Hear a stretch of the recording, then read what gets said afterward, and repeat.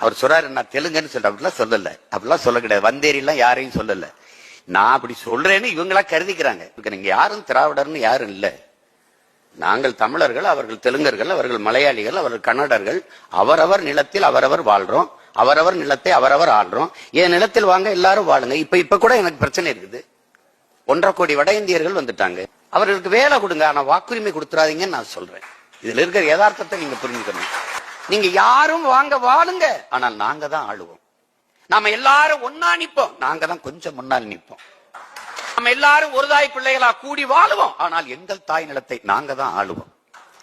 நான் ஆளும்போது என்ன நடக்கும் சீமான்? இது என் மலை, இது என் காடு, இது என் ஆறு, இது என் ஏரி, இது என் குளம், இது என் பிள்ளைகள், அவர்களுக்கான கல்வி, இது என் மக்கள், அவர்களுக்கான மருத்துவம்னு அக்கறை எப்போது வரும் என்றால், இந்த மண்ணையும் மக்களையும் பேரொன்று கொண்டு காதலிக்கிற ஒரு மகனிடத்திலே அதிகாரம் வரும்போதுதான் நடக்கும்.